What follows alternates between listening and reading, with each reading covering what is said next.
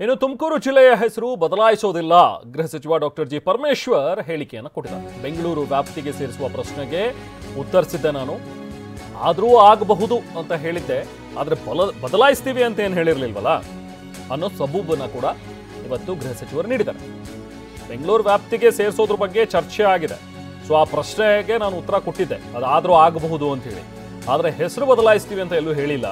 ಜಿಲ್ಲೆಯ ಹೆಸರು ಯಾವುದೇ ಕಾರಣಕ್ಕೂ ಬದಲಾಯಿಸೋದಿಲ್ಲ ಅಂತ ಹೇಳಿ ಸ್ಪಷ್ಟನೆ ಕೊಟ್ಟಿದ್ದಾರೆ. ರಾಜಣ್ಣ ಅವರ ಹುಟ್ಟುಹಬ್ಬ ಕಾರ್ಯಕ್ರಮದಲ್ಲಿ ಪರಮೇಶ್ವರ್ ಕೊಟ್ಟಿರುವಂತಹ ಸ್ಪಷ್ಟನೆ ಇದೆ. ಹೇಳಿದಾಗ ನಾನು ಹೇಳಿದೆ ತುಮಕೂರು ಬೆಂಗಳೂರಿನ ದಕ್ಷಿಣ ಆಗಬಹುದು ಅನ್ನುವಂಥ ಮಾತನ್ನ ಕೇಳಿದಾಗ ಆದರೂ ಆಗಬಹುದು ಅಂತ ಹೇಳಿದ್ದೆ ನಾನು. ಆದರೆ ತುಮಕೂರನ್ನ ಹೆಸರು ಬದಲಾಯಿಸ್ತೀವಿ ಅಂತ ನಾನು ಹೇಳಿರಲಿಲ್ಲ. ತುಮಕೂರನ್ನ ಹೆಸರನ್ನ ಯಾವ ಕಾರಣಕ್ಕೂ ಬದಲಾಯಿಸೋದಿಲ್ಲ. ಅದಕ್ಕೆ ಇತಿಹಾಸ ಇದೆ, ಸಂಸ್ಕೃತಿ ಇದೆ. ನಮ್ಮ ಕಲೆನೇ ಬೇರೆ, ಸಂಸ್ಕೃತಿನೇ ಬೇರೆ. ಅನೇಕ ದೊಡ್ಡ ದೊಡ್ಡ ಸಾಹಿತಿಗಳು, ರಾಮಚಂದ್ರಪ್ಪನವ್ರು ಇರ್ಬೋದು, ದೊಡ್ಡರಂಗೇಗೌಡರು ಇರ್ಬೋದು, ತಾವೇ ಹೇಳಿದಾಗೆ ಬೆಳ್ಳಾವಿ ನರಹರಿ ಶಾಸ್ತ್ರಿಗಳಿರ್ಬೋದು.